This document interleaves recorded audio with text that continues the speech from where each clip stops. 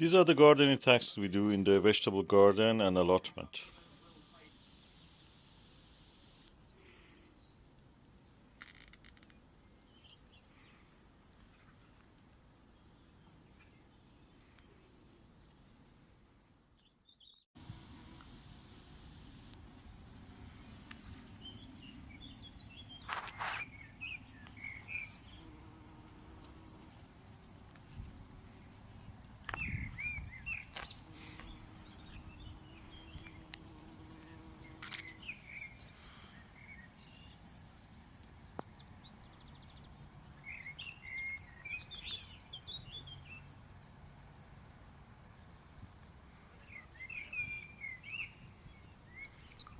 The bees are back.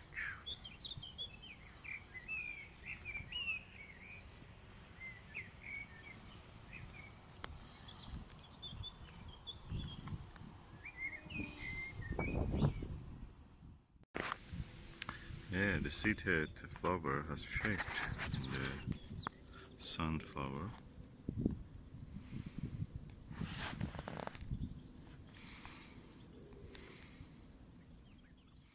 My wife knows Cholzoding for a few years now, since 2012 probably. And we decided to grow a lot of our crops in his way. This is slug. It's getting wet now, the things are coming. And we decided to name this bed after Cholzoding. This is a Nordic bed. We have followed his advice. First we grow the in the beginning of the season we just add some compost. We never dig this bed. Then we grow things that are in the season, for example lettuces and flowers for pleasure, as you can see. And then what we do when the crop is in its way, we also follow the advice that he gives on cutting the flowers in a way that will encourage more growth. So from the lower parts to the top part, of course we have planted a few, which is more than what we can eat actually, so there's plenty here. At the same time we are growing also multi-sow, and at the same time also doing some intercropping, interplanting. So this is a crop which will come up in late July. We will remove them probably by late July or August. And then between them we have other plants, that is the leek, which is growing for through the winter. And so have sunflowers also, beautiful flowers just for the pleasure, as we have seen in his garden in the Somerset, homemaker in the Somerset. Very good idea. I think that many people also have benefited from his method. Said, don't pop my cherry. What do you mean by don't pop my cherry? Is it English term? No, it's American. What that mean? It means, When they're... I think the viewers should go and look it up. Okay, don't pop my cherries. Yes. You have to look for it. And they say on Little Amigos. Okie doke. When is the best time for watering the plants? Early morning or late evening is the time usually we water our plants, or during the day. If you water your plants during the evening hours, because the night will be close and the temperature will fall, you will have more moisture gradually forming in the air. Cold weather, a little bit colder weather, and that creates a damp atmosphere, and what will happen is that you will end up with a powdery mildew or botrytis, worse. It's disease which kill your plant, fungal disease. But if you do it during the early morning or during the day, what will happen is that the air is dry, is hot, in the summer I'm talking about. And what will happen is that there is not much moisture in the air in that sense. So there is no danger for having any botrytis or any other disease like powdery mildew. So the best time is early morning, and we are now doing in the early morning some watering.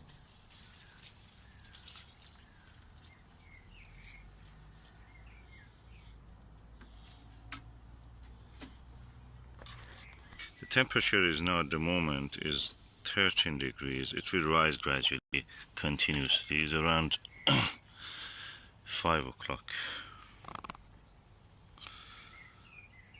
So watering the plant at this time actually is the best. The temperature is gradually rising, and as you will see, the plants will develop better.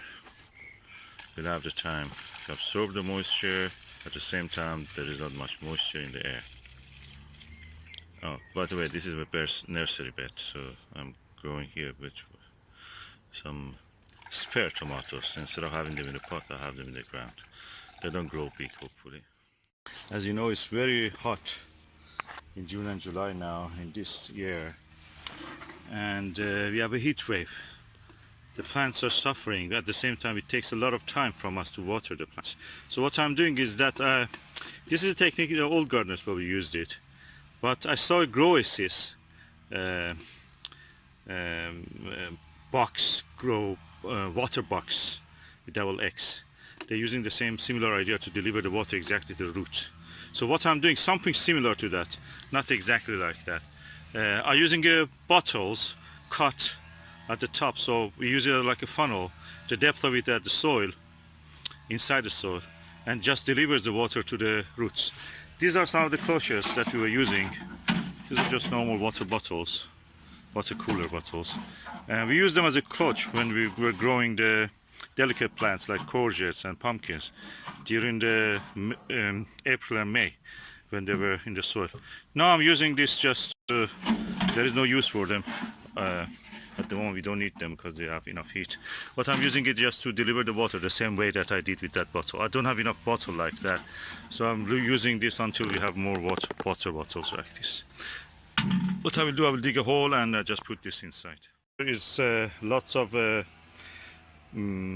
basil, some tomato, a few flowers, and they all need water, and that's what I'm going to do now.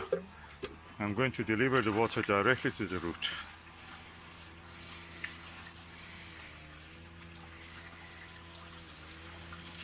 And we will see the difference later.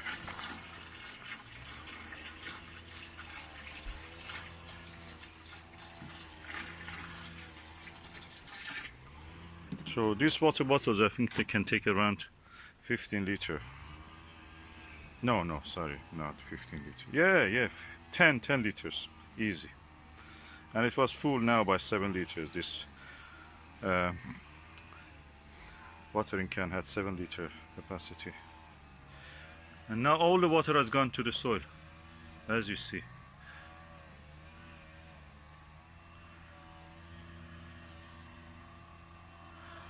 It's delivered. That encourages the roots also to go deep and search for the water. So I'll put another one similar to this in the around 1 meter from here. Our courgettes, oh, these are pumpkins actually, not courgettes. Our courgettes are somewhere else. Yeah, turban. This is the last of the last year's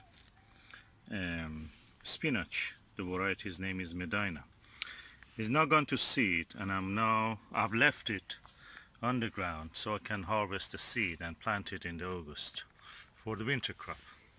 Now I'm going to harvest it, the seeds, and keep it in a plastic bag until I can winnow them. So I'm going to do it now. Okay, I have now harvested them. I keep them in this bag until tomorrow when I winnow them, to separate the husk from the seed. The chicken coop from this place, what we have seen is a wall of tayberry transforming to a wall of Japanese wineberry, which is not open yet, then to a wall of beautiful cherries, morello cherries. They're ready to be eaten. I think we should actually cut them while they're still they're not dark red and they're still a little bit acidic. Yeah, they're more tasty. Yeah, we could. And if you leave them anymore, they just be, like the other one, shriveled. They go soft too quickly. I think we should make cordial from them. Do you want to taste one? or give me one to taste? I think they might be a little bit sour. Oh, I don't mind. Okay, Why you're being so afraid of being a little bit sour things tasting? because these are supposed to be cooked. You eat all the rubbish vinegary wine in this Western Europe and you hate a little bit sour cherry. Look at that branch. They're like sweet and sour, aren't they? They'll probably be quite nice to cook with meat. Found a gold mine here. Gold mine of cherries. If you bring the punnet here, I can fill it, please. Just leave the harvest for a while to me, because I can harvest. I wonder how this tree can manage all that. What do you think, Susan? Why there are so many fruits on this tree? It's so desperate to reproduce itself. And you know that the cherries anyway are blank. They don't give you cherries, they give you sour cherry when you plant the pip or the stone. Did you know that? No. I tried it when I was a kid. I planted a cherry stone and it grew, but it was a sour cherry. Google it, actually. They never give you. You have to grow the cherry by grafting. Grafting. Oh wow, that's something we learn every day. Oh yeah. I learned by experiment. As a kid I was experiment. Susan, you know, I'm getting tired of harvesting. Yeah. So much joy. Oh, dear. it's getting painful. There's a whole punnet just from that. Just one branch gave us one punnet. This branch was, oh, they're falling. I've trapped. Well, I've trapped between the branch. Like to,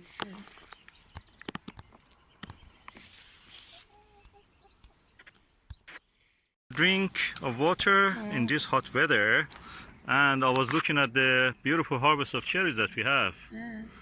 And this is just from one Estella and 3 branches of the merchant. Yeah, And that's a good result. yeah, and that's the So second half. we have around, I think, 11 more trees to go. We have cherries. indeed. And as you can see here, we have even 3 more Morello cherries. These are sweet cherries, of course. We go and enjoy them. Yeah, let's go. One egg also. Yes, that's my little friend Amigo. My little Benji, this one that follows me around. Keep it in the cool bag. Yeah.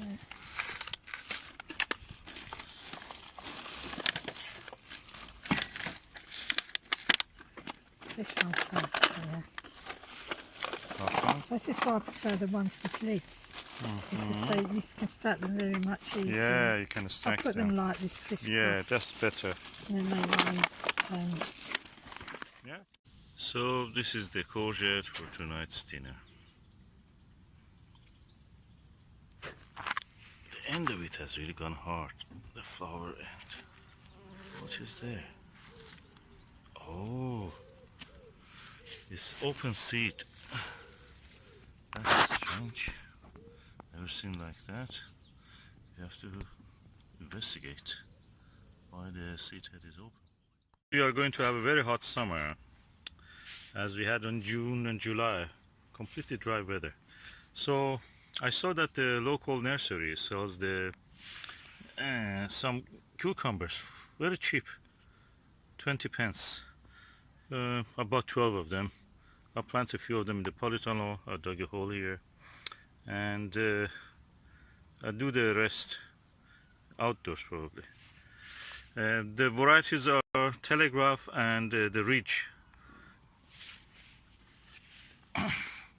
So I just remove it from the pot and plant them. They look healthy. I've seen them when they were growing from seed, so this is grown by them. They're quite healthy. And it's going to be a hot summer, long hot summer. Why not use it? Use the summer to grow more cucubrite, as they call the family of the plants, which include cucumber and pumpkins and courgettes. And this telegraph one is going now into the soil in the polytunnel, besides some 4 or 5 other ones. When you have a strawberry, you can actually use it in many different ways, jams and other things. You can keep them for the later times, autumn and winter, but immediately you can use them also fresh or eat them with the ice cream. That's what I've done today. And the ones I picked today were a bit unripe, so I'm just using them with the ice cream. This is a real dairy milk ice cream, unlike the other ones that you can find in shops. Those ones are made by a patent by Maggie Thatcher. They're made from whey instead of the milk. So you see that they're very puffy and so this one is real dairy milk from Scotland, where the Maggie Thatcher probably was not able to touch there much. Yeah, allotment food, the egg from our chickens, the new potatoes, cheese we have made, the first of the tomatoes, and lettuce from our own allotment. The only thing here is the olive, which we have not grown in our own allotment, and of course rice. The peas are all. So, allotment food.